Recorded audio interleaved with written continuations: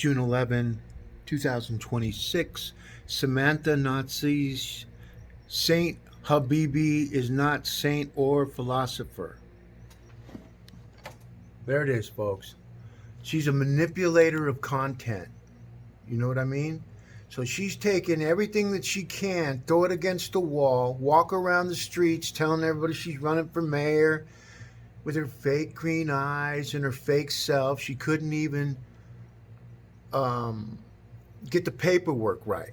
And then over here, she's taking Mike Johnston's information. We'll create a specific task force force dedicated to expanding the permit process for all innovative energy technologies. She has no experiences. She's just taking titles and just running them through using AI, and that's the way politics is going now. You don't need any experience. Denver elections doesn't enforce any of their laws when it comes to the 10-day rule. When you make it's just a mess, and I'm going to show you that right now. It's just very frustrating. This is why Mike Johnston's going to be reelected, so that he can finish what he started. To go in and run for mayor, according to AI, would be the worst thing anybody could. I wouldn't do it, and I'm thinking about doing it, but I'm not thinking yet. Okay, not decided. I gotta wait till it gets closer to, so I can check the algorithms. You know, people talk about stock and they can do predictions and stock. You can do those same predictions in life's general mundane situation on how people talk, where they go, what they do. Does their speech match their actions? See right here, she has no actions. Her action is just to spit out words that everybody else said on Instagram, TikTok, and what that does is it makes other candidates, because if she's doing this first, heavily, then the algorithms pick her up as somebody that's moving and shaking. But the problem is, how can you have 5,000 followers and then 7,000 followers, but you really only have 270 followers? See, because when people don't pay attention, all they do is see those top numbers, and then they go onto Instagram, and then they're not getting those numbers because she's already been spending money, because you don't get those kind of numbers.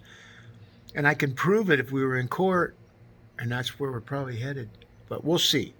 We'll just see. But I want to show you something. Okay, see, these are the municipal candidate affidavits you have to sign in.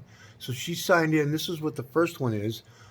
5/1 doesn't even match the date that it was stamped. This one's stamped. Then they come back and add in the municipal treasurer affidavit that was signed on the 13th and stamped to match. So they have different dates when you look at other candidates. So I don't know. So first of all, she didn't hand in the right stuff, and the people that took in the information did, because they're corrupt. They can't get their storyline straight, and this is bad, folks. See that? 5/13, that means she did it afterwards. And the other ones were not signed on the date that it was stamped. And that's what they're supposed to do. And you look at all the other candidates that are running for office. They all got it right. She's the only youngest person ever to get it all wrong and then being caught doing it. We filed a complaint with the Denver elections to talk about the 10-day rule. And Samanthanazish, no experiences. And you know what's funny is that everyone thinks she's like Avatar. She's promoting the Nazis with her logo. And can white people be Nazis? Well, in her case, if it's against Jews, the opposite. So her conversations are matching up with what people are talking about, and her actions behind the scene on who she's talking to, where she's getting her information. So here it was, 2/19. She told everybody she's running for mayor, the youngest mayor in the world. And all the people are like, J.D. Vance's wife, one of the most beautiful women in the world. Come on. I mean, anyway, but that could get you elected. It's happened before. And they're going to let a person like this, who this is the complaint we filed, and then she filed back, which they let her go, but that it's not over. But anyways, so as you search down, there's the complaint form. You could read all that. You could pause this. There's the city charter, non-political. It's not nonpartisan. See, I hooked up to the nonpartisan conversation, so when I switch to the non-political, all the content will follow. We create cake crumbs, conversation cake crumbs. Well, here's the thing with here's just more information and more information. But here's her underneath her logo, bold, fearless, together. I was using that slogan from 15, 19, and 2029. It's just that with no news coverage and nobody covering it, I had to cover myself. And yet there were a few, Ballotpedia and other places, that match what I'm talking about. So it's all right here, but that's what she has on. That's bold and fearless. So you're just taking ones. Hey, there's no rules in politics. It's a First Amendment right. You can completely copy whatever the other candidate's saying, and it's perfectly okay. You're not going to get elected, but it's okay. You'll look like an idiot, and people think because I ran for office as write-in candidate that I'm an idiot. And see, the reason why the write-in candidate is because we had to get confirmation that the Spear Amendment existed and why the law is not enforced. And on February 6th, I filed a lawsuit, pro se. I was my own attorney. Okay? So when I hear someone like Nazish, excuse me, talk about all the titles that she's going to do, because she's title trolling and causing other candidates to go, God, look at how many people she's getting. And when they say that, then that means that they're watching their content. I'm an observer. I'm an indexer. This is my job. So it's not her job, but my job is to protect the conversation of where we are as a city and how far 63 years under Democrat rule. If it was completely the way they say it is, then fine.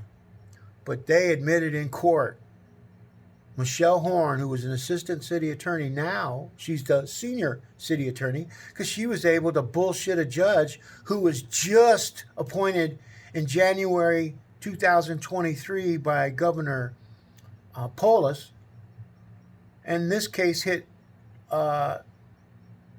February 6th. So you can see the conversations aren't matching up. And the thing about it is, AI is the judge against all judges. So when they're not doing it right, or they're going after other political people, they're just destroying their future legacy. See, they don't know this yet because they're not there yet. Because they keep continuing to do what they do, and Google, okay, and all these other search engines, they allow you to keep doing what you're doing so that you can get it out of your system, so they can put it to rest, so they can close that large language model that we all create with our voices, our locations, our Google searches, and everything I do is Google search. That's how I know. I got alerts set up. Tells me when candidates are crossing the line by information that I have said. And believe me, in 2011, I had the capabilities of figuring out what are the top 20 superpower tags that a candidate would use, because you've got to admit, man, I mean, if you're running for mayor, there's only a few words that you could say.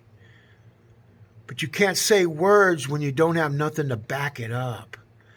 You know, I'd ask that Nazi girl, hey, what experience do you have? Did you ever go deal with the Denver Health and Human Services? Have you ever dealt with the permit process for anything? And technology companies don't need permits for certain things. So everything that you're saying is just going to gobble you up, put you in a square, And media people that touch you, because they're gonna get that stink, that troll stink on them, and it brings down their authority in the news. There's going to be some big changes in 2007. Oh, I've been doing this for 20 years. I get to retire in 2027. And it's weird because everything else just stays the same, in the same mode. So when you think about Gen AI, think about Santa Claus. Think about the song Santa Claus is Coming to Town. Take Santa Claus name out of there and put Gen AI. We are